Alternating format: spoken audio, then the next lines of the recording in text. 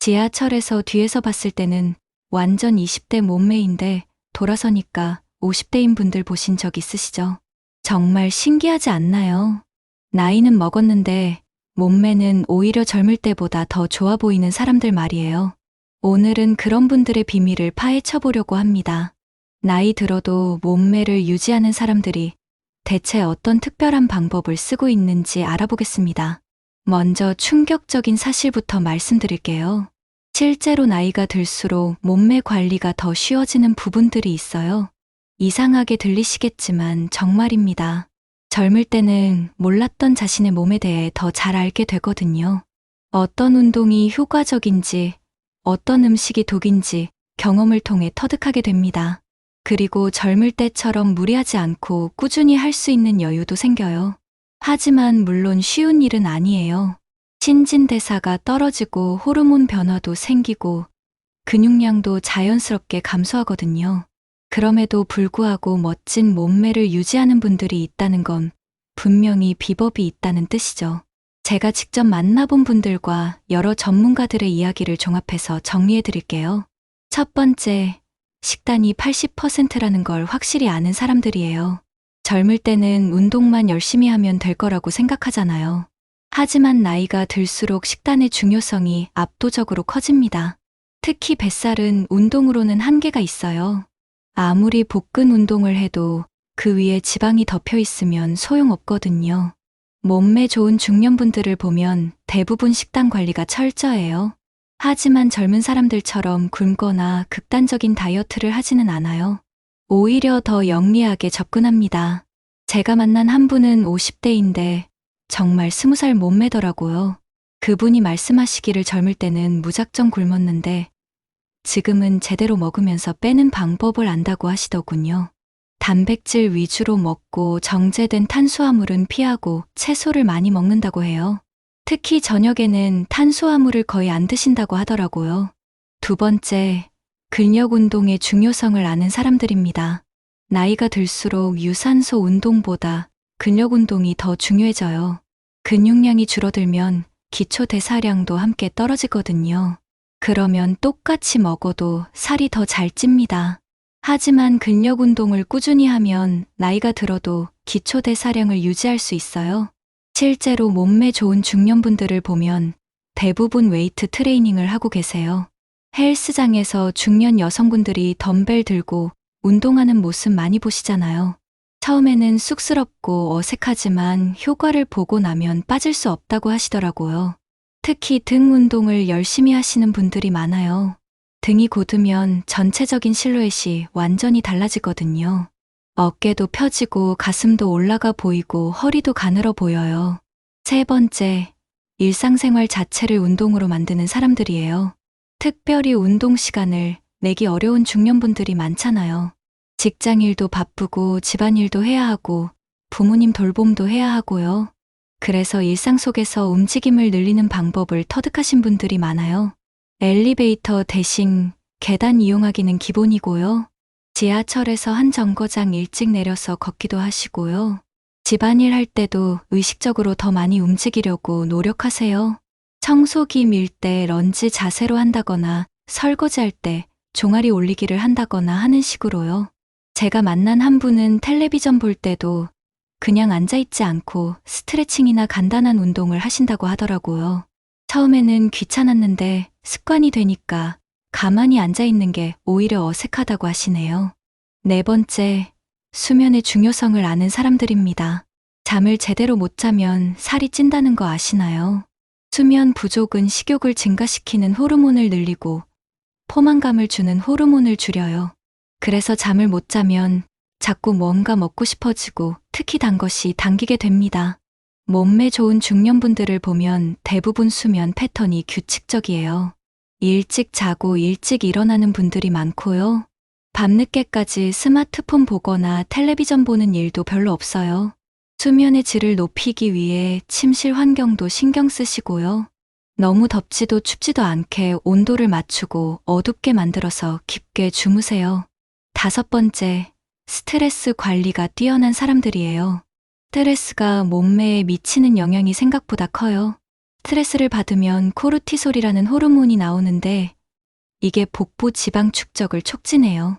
특히 내장 지방이 늘어나기 쉬워지거든요. 그래서 아무리 운동하고 식단 관리를 해도 스트레스가 많으면 뱃살이 빠지지 않아요. 몸매 좋은 중년분들을 보면 나름대로 스트레스 해소법을 가지고 계세요. 어떤 분은 요가나 명상을 하시고요. 어떤 분은 등산이나 산책을 즐기시고요. 또 어떤 분은 독서나 음악 감상으로 마음을 달래세요. 중요한 건 자신만의 방법을 찾아서 꾸준히 실천하는 거예요. 6번째, 물을 정말 많이 마시는 사람들입니다. 나이가 들수록 갈증을 잘 못 느끼게 되거든요. 그래서 의식적으로 물을 마셔야 해요. 물을 충분히 마시면 신진대사가 활발해지고 노폐물 배출도 잘 됩니다. 그리고 가끔 배고픔으로 착각하는 갈증도 해결할 수 있어요. 몸매 좋은 분들을 보면 하루에 최소 2리터는 마신다고 해요. 처음에는 힘들지만 습관이 되면 자연스럽게 마시게 된다고 하더라고요. 특히 식사 전에 물을 마시면 포만감도 느낄 수 있어서 과식을 방지할 수 있어요. 7번째, 완벽하지 않아도 괜찮다는 마인드를 가진 사람들이에요. 젊을 때는 완벽하게 해야 한다는 강박이 있잖아요. 하루라도 운동을 빼먹으면 죄책감을 느끼고 조금이라도 잘못 먹으면 자책하고요. 하지만 나이가 들수록 이런 완벽주의는 오히려 독이 돼요. 스트레스만 늘어나고 지속하기도 어려워지거든요. 몸매 좋은 중년분들을 보면 80%만 지켜도 된다는 마음가짐을 가지고 계세요. 가끔 치킨을 먹어도 되고 가끔 운동을 빼먹어도 되는 거예요. 중요한 건 대부분의 시간에 좋은 습관을 유지하는 거거든요. 이런 여유로운 마인드가 오히려 더 오래 지속할 수 있게 해줍니다. 8번째, 동기부여를 확실히 하는 사람들입니다.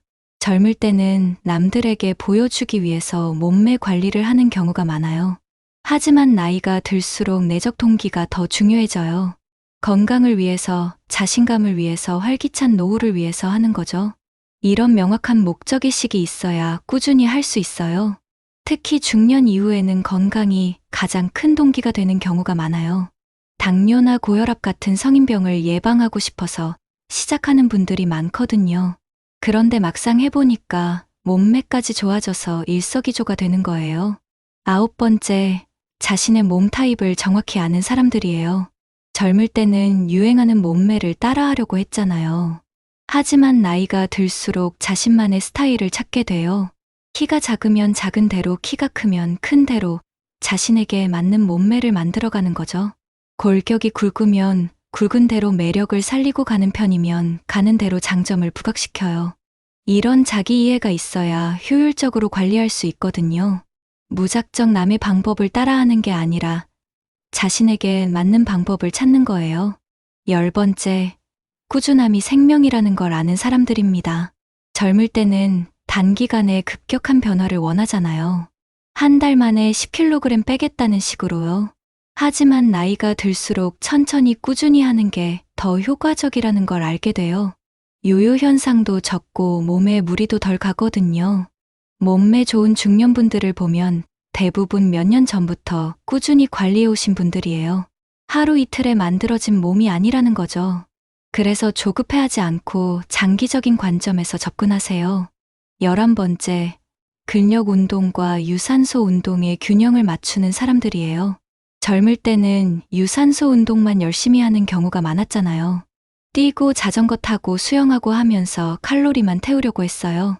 하지만 나이가 들수록 근력 운동의 비중을 늘려야 해요. 근육량을 유지하는 게 더 중요해지거든요. 그렇다고 유산소 운동을 아예 안 하는 건 아니에요. 심혈관 건강을 위해서는 유산소 운동도 필요하거든요. 대부분 근력 운동 3일, 유산소 운동 2일 정도의 비율로 하시는 것 같아요. 12번째, 몸의 변화를 받아들이는 사람들입니다. 나이가 들면 아무래도 젊을 때와는 몸이 달라져요. 피부 탄력도 떨어지고 체형도 변하고요. 하지만 이런 변화를 부정적으로만 보지 않아요. 오히려 나이에 맞는 새로운 매력을 찾으려고 노력하세요. 예를 들어서 가슴이 처져도 너무 스트레스 받지 않고 운동복이나 속옷을 잘 선택해서 커버하는 식으로요. 완전히 젊을 때로 돌아가려고 하는 게 아니라 지금 나이에 가장 멋진 몸매를 만들려고 하는 거예요. 이제 구체적인 방법들을 더 자세히 알아보겠습니다. 식단 관리부터 이야기해 볼게요. 나이가 들수록 신진대사가 떨어지기 때문에 젊을 때와 똑같이 먹으면 살이 찝니다. 하지만 무작정 굶는 건 더 안 좋아요. 근육량까지 줄어들어서 오히려 살 빠지기 어려운 체질이 되거든요. 가장 중요한 건 단백질 섭취예요. 나이가 들수록 근육 손실이 가속화되는데 단백질을 충분히 먹어야 이를 막을 수 있어요. 체중 1kg당 1g 정도는 먹어야 한다고 해요. 그러니까 60kg이면 하루에 60g 정도의 단백질이 필요한 거예요. 달걀이나 닭가슴살, 생선, 두부 같은 음식들을 꾸준히 드세요. 탄수화물은 정제되지 않은 것들로 선택하는 게 좋아요. 흰 쌀밥 대신 현미밥이나 잡곡밥으로 바꾸고요. 흰 빵 대신 통밀빵을 드시고요. 이런 복합 탄수화물은 혈당을 천천히 올려서 지방으로 축적될 가능성이 적어요. 지방도 무조건 피할 필요는 없어요. 오히려 좋은 지방은 적극적으로 드셔야 해요. 견과류나 아보카도, 올리브오일 같은 불포화 지방산이 풍부한 음식들을 드세요. 이런 지방들은 호르몬 생성에도 도움이 되고 포만감도 오래 유지시켜줘요. 반대로 피해야 할 음식들도 있어요. 가공식품이나 인스턴트 음식들은 나트륨과 당분이 많아서 부종을 유발하고 살찌게 만들어요. 특히 밤늦게 먹는 야식은 정말 독이에요. 저녁 8시 이후에는 가급적 아무것도 안 드시는 게 좋아요. 물이나 차 정도만 마시세요. 간식도 신중하게 선택해야 해요.